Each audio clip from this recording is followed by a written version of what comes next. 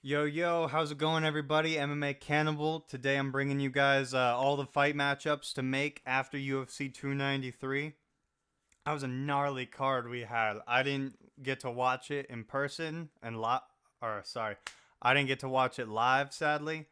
But I mean, I still kept up. I listened to a live play-by-play the whole time for like the Manel Cop fight onwards for the most part.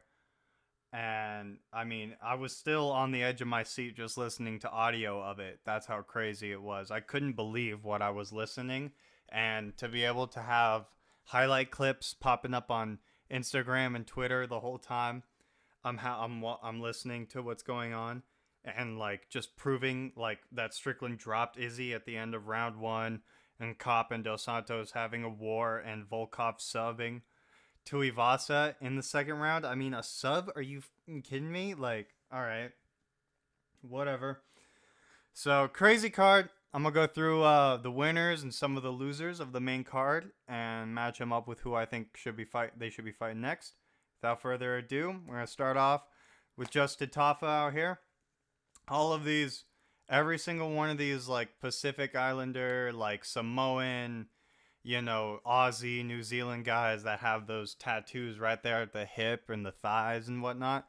Whew, these guys are something else. These guys are something else, mythical fighter type thing that I'm seeing out of all of these kinds of guys. So, obviously, Justin Tafa, Austin Lane rematch from their first fight some time ago, where Austin Lane eye poked Justin Tafa, and it was so bad they couldn't continue, so they decided to rematch it for this card. I guess there was a point early on where it looked like the same thing might have just repeated itself. But luckily, Tafa's eye held up better this time, and the fight continued. And I was like 2 minutes in, 3 minutes in. Tafa had Austin Lane flat on the canvas and out. First round knockout, exactly what I thought was going to happen. Got perfect knockout, perfect performance for that Aussie crowd. Just get them all excited. And I was looking at who I could match Tafa up with. I was looking at mostly guys that were like just outside the top 15 because I didn't think he was quite ready for that. And I was looking at Dontel Mays. I thought would have been like a perfect opponent for him. But Dontel Mays is actually fighting the number 15 ranked guy. So I figured, well, if Dontel Mays gets number 15, I'm just going to give Tafa number 14. Marcos Rogerio de Lima. I know he's coming off that loss to Derek Lewis. It's kind of a big loss, especially with what he was saying afterwards about like not being able to eat properly and his teeth were falling out and whatnot. So he might be needing a longer break than that. We could match him up with number 13 as well, who I don't even remember who it is off the top of my head. But I still think this would be a good fight. De Lima's not too bad technically, especially for being one of the fighters towards the bottom there. He's definitely one of the better guys in that bottom 15. And I mean, if Tafa wins and becomes a ranked guy, he starts to become a much bigger name and face when you're putting him on all these local Aussie cards and whatnot. And I mean, worst case scenario, he becomes a local guy with a ranking, who ends up losing to another guy with a ranking. So you can at least be like, well, at least he lost to a good guy. So it really seems like you don't lose a whole lot for Tafa, and then this is a good, very like winnable fight for him to get into the rankings. And this is a pretty winnable fight for De Lima if he uses his grappling to bounce back from that Derek Lewis loss. So I like this matchup. Moving on, Felipe Dos Santos lost to Manel Cop in the featured fight. Not for lack of trying, though. He certainly gave Manel Cop a hell of a fight for being a short notice replacement.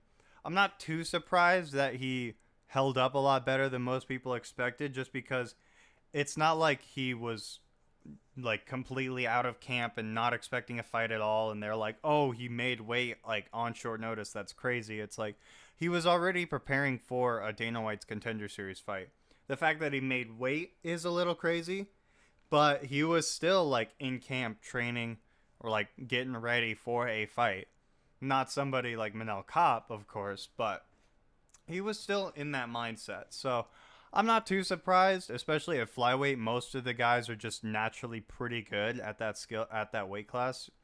So very exciting performance. Another one of those guys out of that shoot the box gym. You know, Elvis Brenner and what's his name? Daniel Santos, right? Wiley Cat is like his nickname. He's all those guys are really exciting, really good at just kind of like bringing the forward pressure and making it their kind of fight.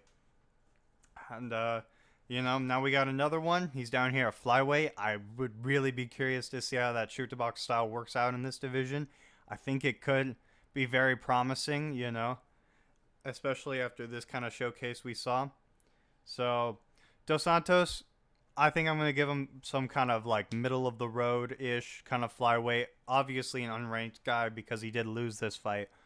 But because of the coming in on short notice and not getting blown out of the water, I think now we can kind of put him close to the top 15, but still outside of it. So I'm going to give him another kind of middle of the road flyweight out of the rankings, also coming off some losses. Jimmy Flick. This is going to be one of those fights I think you kind of just stuff it in as like a prelim, like co-main, maybe a prelim, prelim co-main, prelim featured fight, something like that. It's not going to be high up on the card. Hell, it could be an opener, honestly. But it's going to be one of those ones where you're going to put it in one of those spots, and it's only because it's kind of probably going to be asked. But this could also has like, if Jimmy Flick shows up, I feel like it could be a bit of a burner. But regardless, I think it'll be a good win for Dos Santos too. And I mean, if Jimmy Flick keeps him away, then good for Jimmy, I guess. You know, not much to say on that one. Moving on up, Manal Kape won the fight by decision. I thought he would have been able to get the finish, but regardless, I don't take anything away from Kape on that one. I want to give credit to Felipe, where credit is due. He definitely brought the fight to Kape. He did not just cower and do pure defense, and that's why Kape wasn't able to get the finish. He fought back and tried, and it was just too tough for him. But for Kape, I think his next matchup is pretty obvious what it should be, what it has to be. It's got to be Kai Kara France. You got to rebook it. If the fight wasn't already perfect on paper before, it's even better now with the beef, the animosity between the guys. You could put other CKB members on that card, and Kape will, you know, be on fire because apparently he seems to have some sort of beef with CKB now, which is just one of the best parts of the press conference. I couldn't, like, instant fan, dude. Like, that was crazy. The way he just stood up to Izzy like that. I think I've already ranted about this a bit, but I absolutely loved it. And one thing I want to make very clear, this needs to be a main event or a 5-round co-main or an interim title or something.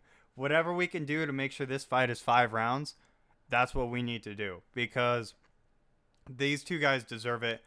We hardly ever get flyweight main events, like, ever, so we really only get to see 5-round flyweight fights when it's a title fight.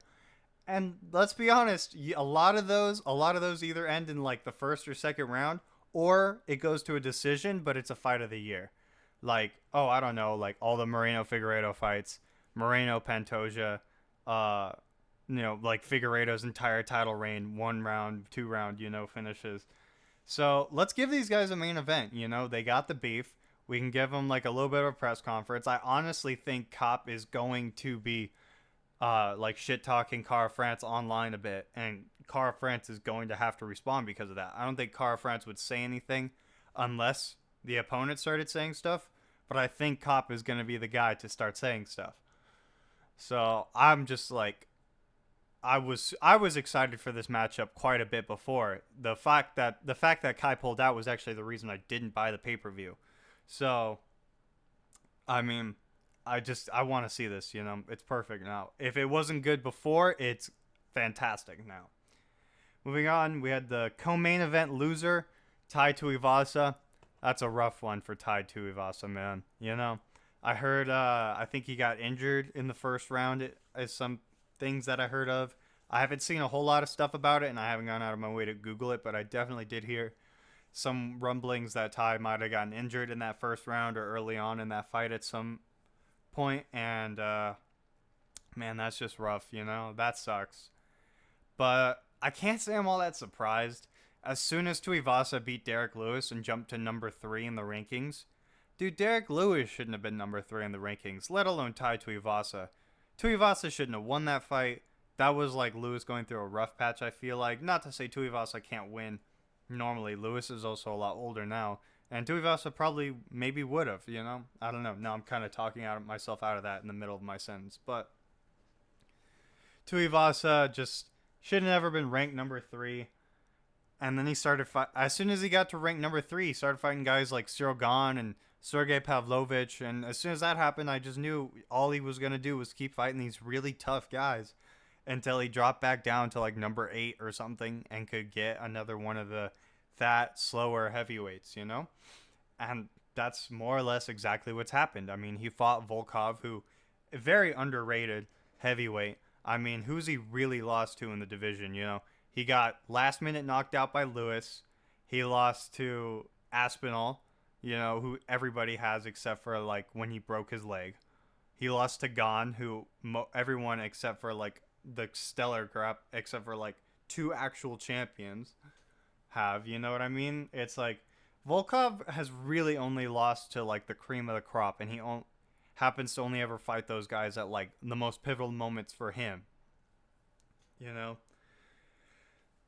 So, not too surprised. I did take Volkov by a second round finish. I did not think it would be a submission, though. But as for Tuivasa, I think this is low-key a blessing in disguise, because now he's going to be a lot further down in the rankings. He's on, what, a 3-fight losing streak now. He needs to fight people of his caliber, or closer to his caliber. And you know who's perfect right now? Marcin Tybura. Coming off the loss to Tom Aspinall. I mean, look at the physiques, you know? Need I say more? This is the perfect, this is who Tuivasa should have been fighting all along. Tybura, Sergey Spivak. I mean, I know he's fought Spivak already and lost, but I mean, honestly, now I wouldn't mind seeing that rematch all that much. I mean, I'm not going to say I would be hyped for it, but it's not the worst matchmaking right now. But I think this is a much better matchup. I just mean for like near future kind of situations, but I think this is a perfect matchup. Look at the body styles. Think about the fighting style. Look at the body types. Think about the fighting styles. Coming off a loss to Aspinall and possibly more. I don't honestly know Tybura's record all that well. Tuivasa coming off 3 straight losses, but all to like, you know, the top talent of the division still. So this is a perfect big man fight. I think this is more of like a fight night headliner than it is necessarily any sort of pay-per-view or co-main kind of situation, but I think this is the fight. Moving on, the winner, Alexander Volkov. Fantastic victory for him. I thought he could do it, and he did it a lot more emphatically than I thought he would. Great fighter. Would love to see him be in more of a contenders talk, but unfortunately right now that's just kind of a terrible situation for Volkov, because all the guys that are above him are like what is it, like Curtis Blades is like 1 step above him, who he's lost to. Gahn is above him, who he's lost to. Aspinall is above him, who he's lost to. Stipe, who's probably going to fight John, who's probably going to retire after fighting John. There's John, who's probably going to retire after fighting Stipe. And obviously, you're not going to give him a title shot right now anyways. So, and I mean, once John and Stipe both retire, well, what's left? I mean, I've matched up Gahn with the winner of Almeida and Blades. So, who I think is going to be Almeida, who's going to take over that spot against Blades. So, I suppose you could do Volkov versus Blades, but I matched Blades up with Sergey Spivak. And I kind of like that matchup better. And it's just kind of unfortunate for Volkov. I think he's sort of drawing a short straw. Ooh, sorry, guys. I think he's sort of drawing a short straw here just in terms of like timing and placement in the division. You know, who he's beaten, who he's lost to, where he's sitting right now. It's not really a great spot. Most of his matchups are either rematches or, you know, people he just doesn't deserve to fight, whether it's they don't deserve to fight him or he doesn't deserve to fight them. You know, it goes both ways. So at the end of the day, I think the best match you can make for him right now would be a Derek Lewis rematch. This would be great for both of them because if Lewis wins, he can be 2-0 over Volkov and kind of prove that, like, hey, I know that first one was kind of fluky, but, like, I can do it again, or something like that. Or just knock him out and we can all have fun seeing another big Derek Lewis knockout. You know what I mean? Like, who doesn't love that? And for Volkov, this is great because, you know, he can avenge that loss that kind of shouldn't be there. I mean, you know what I mean by that. Obviously, it should be there. Lewis knocked him out fair and square, yada, yada. But it was like, what, the last 30 seconds, and Volkov was dominating him that whole fight. So you know what I mean when I say it kind of shouldn't be there. So I think this is good for both of them just because, you know, it gets Lewis a bit further higher up in the rankings again. I don't know if that's what he's looking for necessarily, but for Volkov, I definitely see this as the best route to take next. Moving on. Adesanya lost to Sean Strickland in the main event. Holy crap. I cannot believe what I saw. I saw a lot of clips and highlights of the fight. There was recording of the entire fight going around on Twitter for a while, and I actually managed to watch the whole thing while it was on there. And it was one of those like crappy cam ones that zooms in and out randomly and jumps.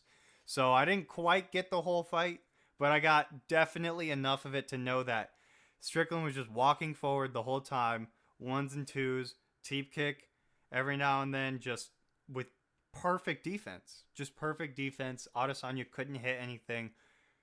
What was the stats at the end were like Adesanya had attempted like 30 more strikes than Strickland, but Strickland landed like 50 more than Adesanya or something like that. His clip was like 50%. Adesanya's was like 30% strike accuracy. Like, these are insane numbers.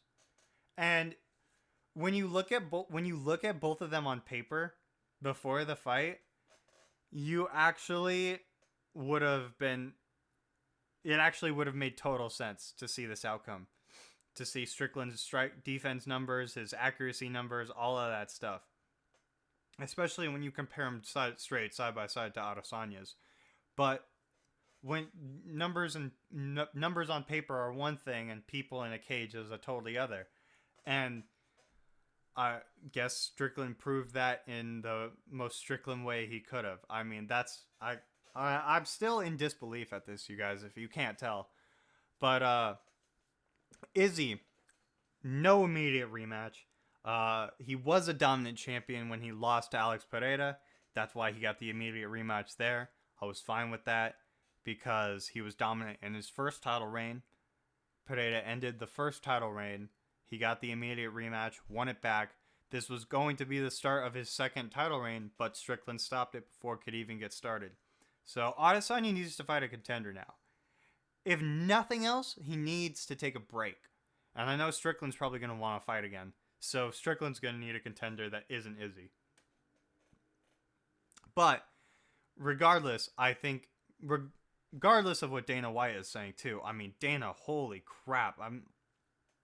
Hashtag cope, hashtag seethe. I mean, wow. Dana is not happy that Strickland has the belt and Adesanya doesn't anymore. Just go watch his post-fight press conference after this fight.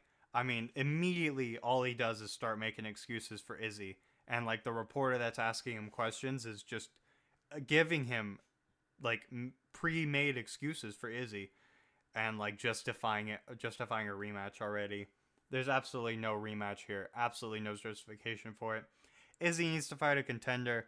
And we've already got now that Izzy's not the champion, we actually have a good handful of possible contenders for Sean.